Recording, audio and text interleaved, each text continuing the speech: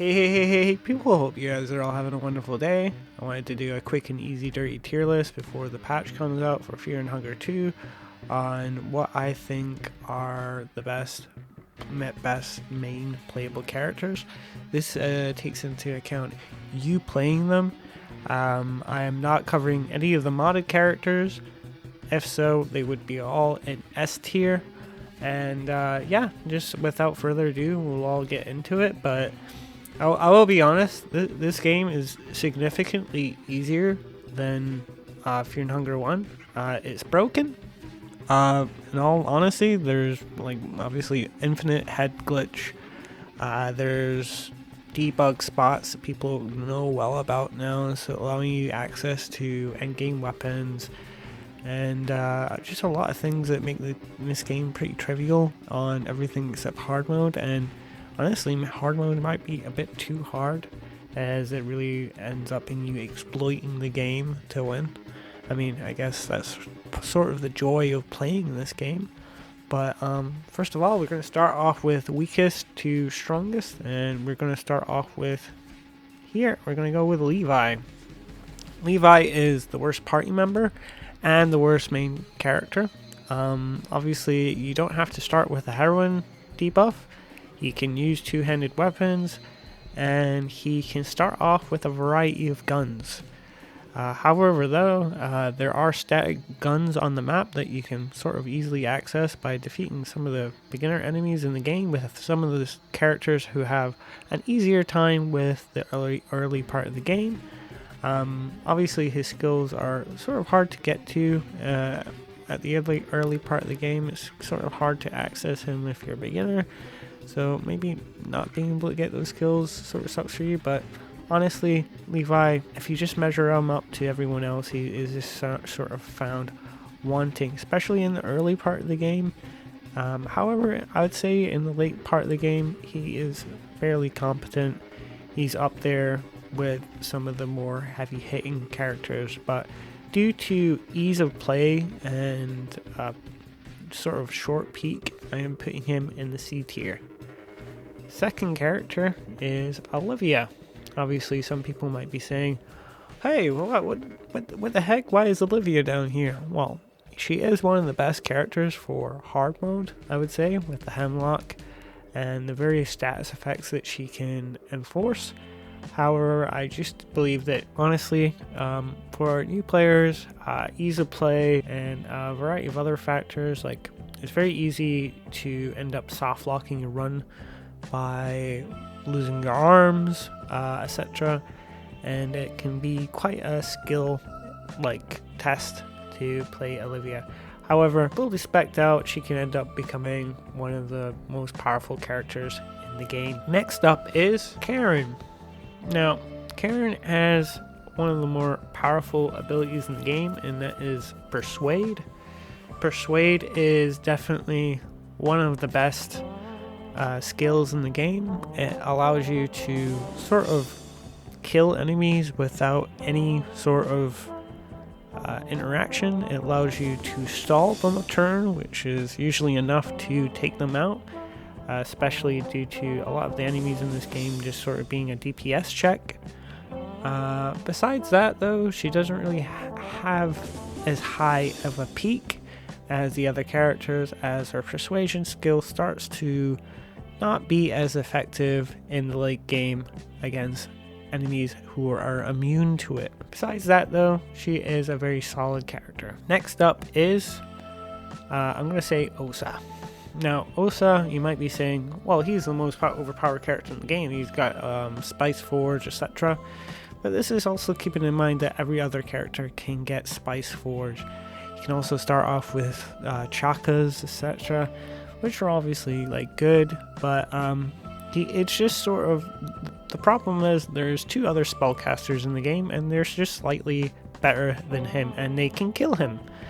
Also, Osa is one of the characters you can get very early in the game if you know what you're doing, and also attack really early in the game if you know what you're doing. But besides that, he is basically the foundation and skeleton as to what makes the spellcasters so overpowered in this game. Next up is Dan.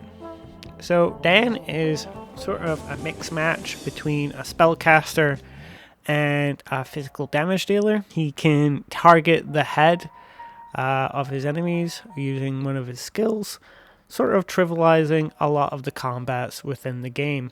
He is also, without a doubt, the best healer in the game, allowing him to do a variety of healing things. He can also allow you to access a lot of the lore of the game using his analyze skill, and he is very great all around. I think he can also use two-handed weapons on top of that. Very good character, very powerful with party members. So I would advise getting them very early if possible. But other than that, the other three are just slightly more, have better starts and ease of use than Dan. So finally, we have Marina here. She is the best. I'm gonna just put her in front of Dan. She is without a doubt the best spellcaster in the game, and basically the thing about her is she can start out with maxed out affinity with any of the gods. She can start off maxed out affinity with Gorgoroth, get Black Core very early, Spice Forge it so it starts at the beginning of the round, and basically start every round black orbing people's heads. And because this game is like, you basically learn what all the bosses need to be instantly KO'd or whatever, so you can basically set up every single fight from now on with either Black Smoke or Black Forge, instantly KOing 99% of the cast. Just have to kill Osa, which you can do on the first day. Other than that, yeah, I mean, she has a little bit of a struggle with an early start, and she can't use two-handed weapons. But besides that, without a doubt, the best spellcaster in the game. Next up is Marco. Marco is in the S tier. He can very easily trivialize a lot of the game with his fists. He can one-shot pretty much 60% of like the game just by punching the chest of his enemy. He trivializes the early game so much that by the time you've done everything, you've knocked everyone out, chopped off all their heads, you are basically snowballing through the rest of the game. It's actually quite hard to struggle with Marco as an advanced or an expert player. Other things that I forgot to mention is that you can also start out with bonus speed, which allows you to get 2 attacks very early in the game. You can also take an attack stance, allowing him additional turns. You can also get bob and weave, which increases his evasion. He also gets lock picking, which sort of trivializes Karen's sort of main boon. Also, due to him like sort of stomping all of the early game, there's a high chance that he'll end up becoming an equally as good mage as either Osa or Marina. So yeah, and the only problem that he has is that he's not the best character in the game. But the thing about the best character in the game is you can recruit the best character in the game, and that is Abella. So Abella is without a doubt the best character in the game, best party member in the game, and the best character in the game. The only drawback of Abella is that you can't recruit Abella as Abella. She has access to tons of endgame weaponry that you can sort of beeline to and complete very fast. You can go get the meat grinder, you can go kill needles in the tunnels very early. You can't also die in the tunnels either, so you can get that early kill if you don't care too much about Tanaka. And yeah, very easy playthrough once you get the special sword and all those sort of meat grinder weapons. One thing I forgot to mention is wrench toss. Like, wrench toss is one of the reasons why all these other characters are so overpowered. You can get Abella very early in the game. Everyone knows this. Everyone knows where she is. The wrench toss itself can kill like most of the cast, most of the enemies in the game in one hit. And if it doesn't kill them, it stuns them for 1 turn, allowing you to DPS check the rest.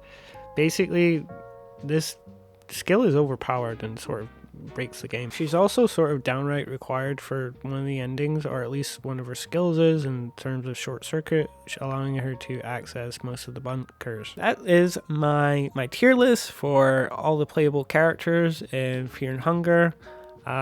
Let me know what you guys think down in the comments. If I got it wrong, if I got it right. I don't want to waste too much of your time. Let me know if you would like tier lists including the modded characters. I might do a teammate tier list soon. Anyway, I hope you have a wonderful day.